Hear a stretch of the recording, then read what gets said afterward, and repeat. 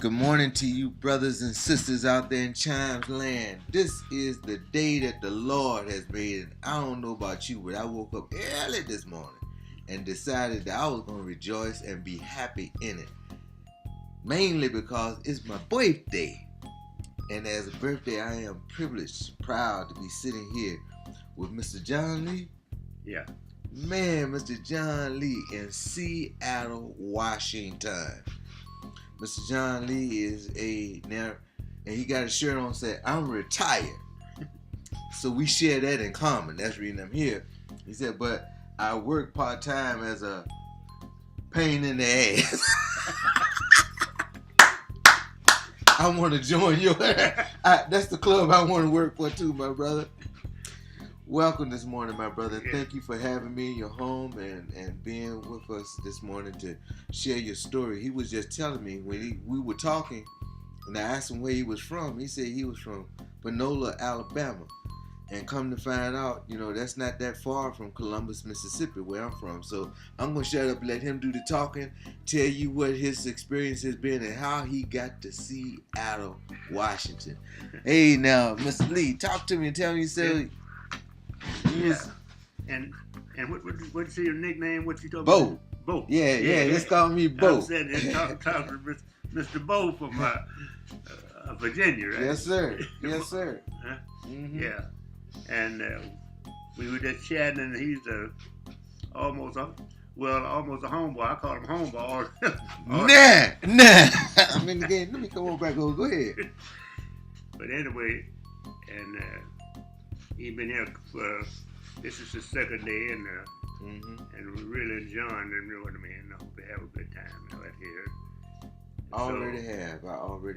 Yeah. So, But you were telling me, let's say you born in Panola, yeah. Alabama. What year? If you mind if I ask. What year were I born? 31, 1931. 31. Okay, yeah, I'm 87 years old. Oh, now. Congratulations, bro. Yeah. Proud of you. Yeah. So you in my mom's generation. My mom was born in 29. Oh yeah. Okay. So y'all born in this basically the same kind of neck of the woods. And I know for what was going on there, we had some good white folks. We had some not so good white folks, Yeah, right. And they grew up in the segregated world. That's so right. you grew up in that. That's right. And so, but anyway, being in the South, you know what I mean? At that time, what I mean, it wasn't bad because when I grew up, you didn't know, what you're supposed to do. You follow you had to follow the rules. Yes, sir. And that way it was, and so it wasn't too bad. You know what I mean? Mm-hmm. Like I said, then I left from there when I was 18. What I mean? Okay.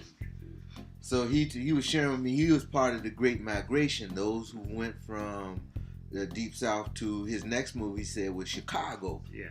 Chicken in the car, and the car won't go. Yeah. That's how you spell Chicago. So what happened up in Chicago? Well, and Chicago, and I stayed there for, and then left, and I came out here in 58. In 58. Yeah, right. I spent 3 years in the service. I was in Illinois. I went in the service from Illinois. Okay. You did time as a United States Marine. Yeah. Thank you for your service, sir. Thank you very much. So, and I got out the Marine and went back to Chicago and stayed 6 years, and I left. Came out here. I met. So what brought you out here? What precipitated the move from Chicago to here? Well, I met this lady. Here's the story. Breaking news. It was a woman. It was a woman. He followed a woman west, young boy. Yeah. That's what happened. Okay. And get out here and we're only gonna come out here for a visit. And when something happened, I've been stuck here ever since. Can't leave now. Can't leave. That's right. So family now. I met, of course. You are the father of my cousin's wife. Yeah. And that's how I happen to be here, and that's a wonderful person. Y'all have opened the door for me to come and share with you of your home. So tell me about your baby girl, that your little girl there, Huh? Miss Carolyn. Oh, Yeah, so Carolyn and you haven't met the other one, Patricia. I had one daughter, Paz. Okay. Out here. I have 5 kids out here now. Okay, and your wife was Yeah, Alberta. Alberta. She passed. Yeah, she passed years ago. Yes, sir. Yeah, about 7 years ago. All right. So Carolyn has the privilege of the honor of now taking care of her pops. I said she now has the honor, Carolyn, of taking care. Oh yeah, of her father. That's a gift. That's an honor. And so Carolyn, what I mean, she's, I don't know what I mean. You can't get no better person than, you know what. Tell me about it. And so her and her husband, what I mean, come here, live, my wife and live here with them, what I mean. So, and after she passed, I'm still here. So she said, well, I'm gonna take care of you, what I mean. There you go. There you go. That's it. That's what happened. That's wonderful, man. Yeah. That is wonderful. So we were lucky to have somebody, you know what I mean. Mm-hmm. Most time, a lot of kids, you know, kind of drift off, you know. Right. Into their You own. make, yeah, right. I come and see you, but I don't want you to live with you know. Yeah, But, yeah. She's been more than a daughter to me, you know. Can get a better person. Amen. And I, you know, love her. And so I'm still hanging. Well, thank you for hanging with me this morning. Look, let me ask you this. So you knew my cousin Todd. Todd Hawkins, and you know, Todd came to us in the Henderson clan kind of late, because I came late, and then he came after me, because we kind of came in as the lost family member who kind of nobody had known about, or else they knew about but had never met. Oh yeah. Well, in Todd's case, when he came, we didn't know Todd found us. Oh, that right? Yeah, the story Carolyn never tell you, but Todd was just coming back from something. I think he said he had the itch to go and try to seek out some of his folks, and found out somebody he asked, and they led him straight to Uncle Charlie, some way or another. But the bottom line is, I didn't know that much about Todd. I probably have spent less than a month of my life, you know, around Todd. So could you tell us a little bit about who Todd Hawkins was? Well, man, Todd was, he was, God, you know what, he was for real, man, you know. He was that now. Right, you know, he tell her like, you know. Yeah. But anyway, he couldn't be the better, you know what I mean. I couldn't be the better son-in-law than Todd. So, oh, that's an honor. So he just come in, you know, he fell in family and like that, we never had a bad word, you know what I mean. He said, he's just a lovely person, you know. Yes, sir. You have to like it, man, Ron. You know? Because, well, you know, he spoke with, you know, he changed how he feel or what I mean. He wasn't no bag off of, you know what I mean. Yeah. Yeah. But anyway, he was good as though. He was a pipe fitter, right? Union man. Yeah, pipe fitter, right. Yeah, he did that kind of stuff. He did all, you know, right. With the city, you know what I mean. So he did all that. They kept him going around the world a lot too, yeah. didn't he? Yeah, he did a lot of traveling. He did a lot of traveling, you know what I mean. To do that level of expertise that he had. Yeah. Yes, sir. So, you know, we were talking, we kind of got into it. We were talking about he's an avid sportsman here, still active, got the statistics, knows what's going on and everything. So, we're in the middle of football season. Who your team? Who's my team? Yes, sir. Well, my team, well, at least I'm pulling for I like Chicago. Whoa, wait a minute. Let me just go ahead and, where we at, Cameron? Go ahead, let them know now. Representing for Chicago. Go ahead, my brother. But since I've been out here, what I mean, I fell in love with Seattle. I like right, yeah. That's what I mean, the hometown. And you know, the quarterback is from Richmond. Yeah. Oh, yeah, Wilson. Oh, yeah. Yeah, he's from Richmond. He's Richmond boy. Yeah. So I'm just either one of the teams, what I mean. Yeah. But, So who's your? You got a baseball team? You a baseball fan? Well, yeah, I'm a baseball fan. I've been a Dodgers fan ever since in New York. Wow, when they were still in Brooklyn. Okay, Brooklyn Dodgers. I've been following them. What I mean, ever since when I got into baseball. What I mean, when Jackie Robinson, Roy Campanella, and all those guys. Yeah. I mean, what I mean, I fell in love with them. Wow. Yeah. Yeah, some names that these kids wouldn't even know. Roy Campanella. Yeah. What was the boy? Don Nuke. Yeah, man. And all those guys, when they Brooklyn. I used to, when Will May was playing for the Giants, you wouldn't mean right. Coming The first generation to come after Jackie Robinson had opened the door up. Yeah, them boys that were coming up from the Negro Leagues. Yeah, right. That they were starting to give some opportunity to. Right. And I'm not a baseball fan, basically, but I know a little bit about the history of the game, especially when the blacks came in, cause the Birmingham Blue Bomber. What the Bears? What do you mean? The baseball team, the black baseball team. Yeah. Yeah, the Negro team. Yeah. Blue Bombers or something like that. But anyhow, Columbia, they was on, my hometown was on that circuit, They had those little cities that they would play in. And they would go in, man, Sundays. That was big stuff. That was the thing. Yeah, man. That was really big stuff there. So how about your basketball team? You got any basketball? Yeah. I kind of fell in love with the Lakers, man. Yeah, okay. They rebuilding now. You think they're gonna get to be something soon? You think they're gonna get to be something soon? Yeah, they gonna be all right. All right. Yeah, I think James gonna help a little bit if he stick around. Yeah, and that's gonna be the question: how much? But he's a old young man. You're right. He still has, like you were talking about earlier, he has the heart of a 15-year-old. Yeah. He plays the game like a 15-year-old. Yeah, right. Yeah. But, James, he's good, man. But I like the Lakers, what I mean. He come up, you know what I mean. But Mr. Lee, for all the things that I've been doing, going around with, meeting my different family members, and especially the elders, I want to try to ask you all to give us something of your wisdom, or what you have found that would be important for people to remember in life to get to where you are. Uh-oh. What would you tell a young person? Me, what I mean, you have to be yourself, what I mean. Don't, you know what I mean? That's, okay. You have to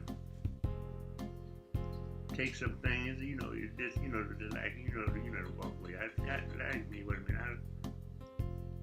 I'd rather walk away, what I mean, and get rid of it, Hey, man, I hear you. Yeah. I can take some things. There's some things, I tell you, back off it, but, we don't want to talk, we don't want to go that way, And that's it, That's that Marine in you. I'm gonna draw the line. That don't, because I do that, it don't mean I'm a coward, No. Know when to hold them, know when to fold, know when to walk away, know when to run. Yeah, right. I'm with you there, but see, that's wise. Yeah, that's wise. And been pretty good, and I've been lucky. I've been one of the lucky people in the world, man. I haven't really get tired and not, bad, what I mean, that kind of thing. It's a good life. Been around good people, man. I've been lucky for everybody from my wife to just friends and everything, man. It's been a wonderful life, Wonderful. It's a blessing to be able to say that and mean it. I can see it in your eye. I mean, that ain't something you making up. This is from your heart. You really right, feel that. Man, right. Yeah.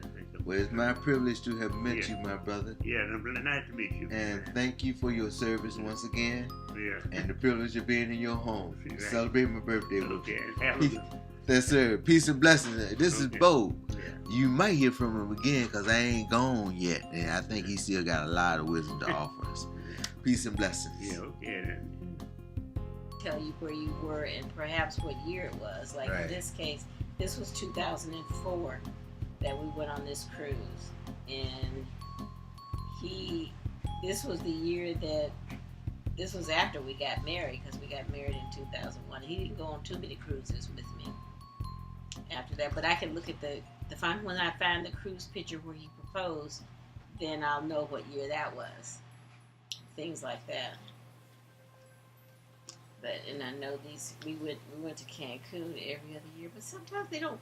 You know how once upon a time they used to put the dates on the back of the pictures automatically, but they don't do that. They don't do it anymore. If you don't do it, shame on you. You're out in the cold. Yeah. But we know I got married. We know I got married on Cinco de Mayo. Cinco de Mayo. Cinco de Mayo was the day we got married. So that was May. So I know that we were. I know that it was 2003 that Charlie did the road trip because we were living in this house, and then Kevin came up. Had to be in 2000 for the first time because he came up. Was it 2000 or 2000?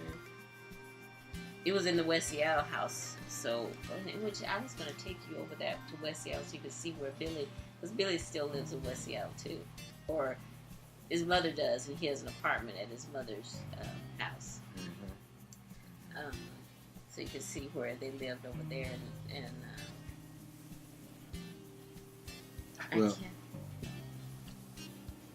trying to narrow down those dates is just. But I guess for the story part of what I'd like to know is from what Kevin was trying to help me to understand when he came out was how much we didn't know about Todd and the things that he was doing for the community. Oh, yeah. How well respected he was for being a person. Like the sort of, getting young people involved, getting them into apprenticeships and things like that. Yeah, he was responsible for setting up those apprenticeship programs for blacks.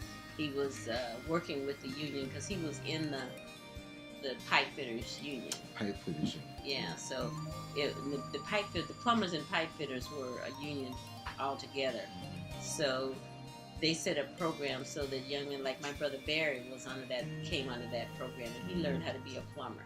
Okay. And there were several people that still belong to that organization that are still in it. So young men his age, like he's now,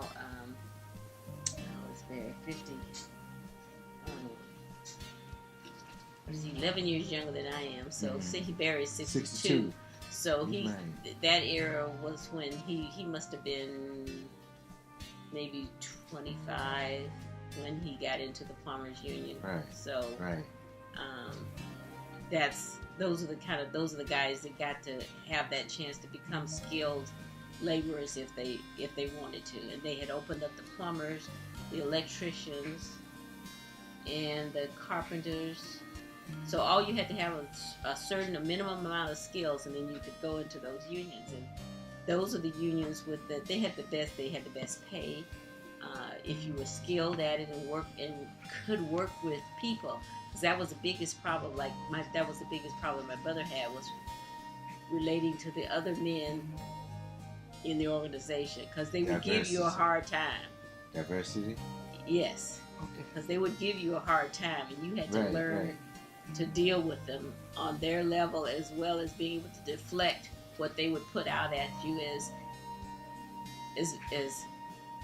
what I would say was my brother's difficulty, because he soon stopped doing it within the union. He does plumbing on his own now, but he could not deal with the people's attitude.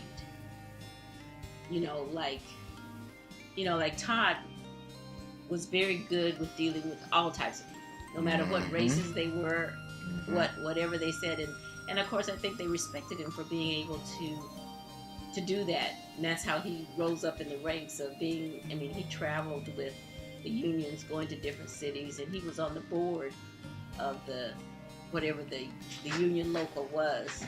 I think it was Union Local 312 or something like that. and he was there to help them make decisions about the people that were coming into the union. And that's how he got the young people, the young men, to do it at the time. And I'm imagining that, was it 70s? 60s? That would have been the 70s. 70s? 60s and 70s. Yeah, that's what I call the time of the Great Awakening. Yeah, we're coming out of the revolution of the 60s. Mm-hmm. And then now it was a time when blacks were starting to stand up and demand their rights in certain areas that had not been. And I'm imagining being here in Seattle, in a place where probably a million miles away from Jackson, Mississippi, in terms of history, in terms of, but yet has its own story of how you all have had to navigate racism in a culture that in America. It might be different in Jackson, Mississippi, or Richmond, Virginia, but it's still America. Yeah, and some of the young men could navigate that era of racism very well, and some couldn't. So those that couldn't, you just didn't make it. But if you could deal with them,